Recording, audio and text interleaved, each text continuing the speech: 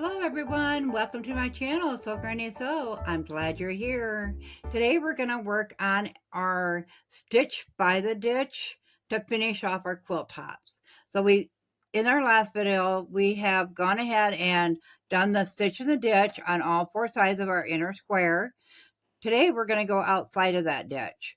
So all you're going to do is take your ditch, which is in between the two fabrics, and you're going to line that up with some point that you see fit. If you're doing a bigger quilt, they do have this attachment that goes onto, we have a walking foot on here. So you're just going to put it through the hole in the walking foot, and then you can adjust that to anywhere you want. So if you wanted to go inside the ditch, you could set it there and just walk this along your ditch and it'll stitch parallel to it. So here's your ditch, and then you'd be stitching right here. If you wanted to go outside of the ditch, you can just set it wherever you'd like. The square is kind of small, so, and then you just set it right there on the ditch, and then you'd be stitching out here. So I'm going to go ahead and I'm going to stitch. So my stitching will be parallel to the square, but outside on the outside edge.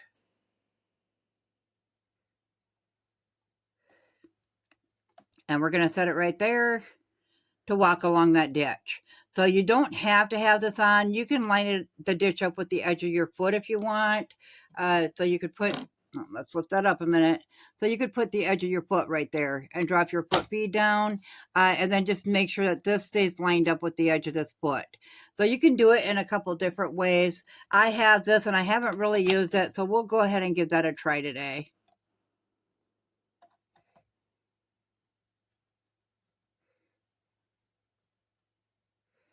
Okay, we'll go ahead and drop that down and we'll get started. So we're going to take a couple stitches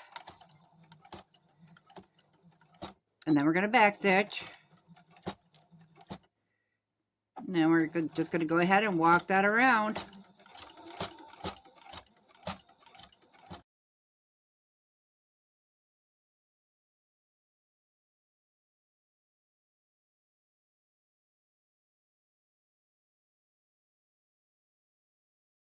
This one looks like you could go a little bit faster with it. That's really nice.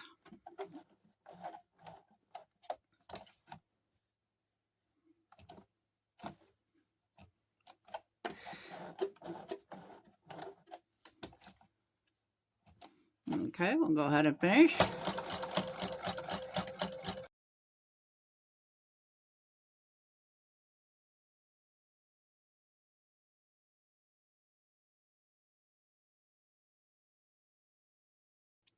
Cut these threads loose on it. Our edge is done with stitch by the ditch. And you can see there's an outer square on that one as well. So now we're going to go ahead and just follow the presser foot outside of the ditch. So say we want to do it maybe just a little ways out on both sides. So you can just find a spot you're going to line the ditch up with. So I'm going to go ahead and I'm going to use the inside of this part of the foot to line that up with. Now, if you're using a regular 1/4 inch foot, you could just line your 1/4 inch mark up there off your presser foot, which would be the side. But I'm going to use that because I have this foot already on. So we're going to go ahead and get started.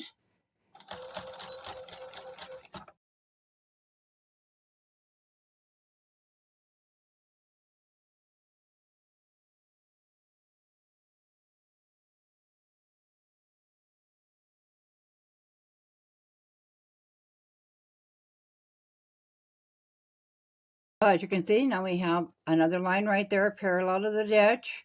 I know back in the 70s, remember seeing all the stitches, like it was usually done like on the Western stuff where they had a little bit on one side of the seam and a little bit on the other.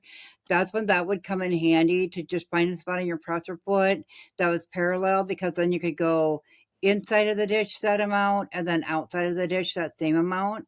So we'll go ahead and we'll take one inside of the ditch just to show you. So this time I'm going to line it up with this side instead of right here. I'm going to line it up with right here and take that stitch.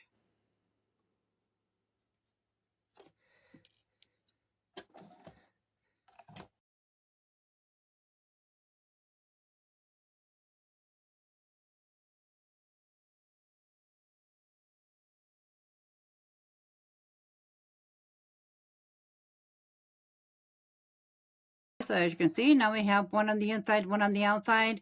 On this part here, I started too far out.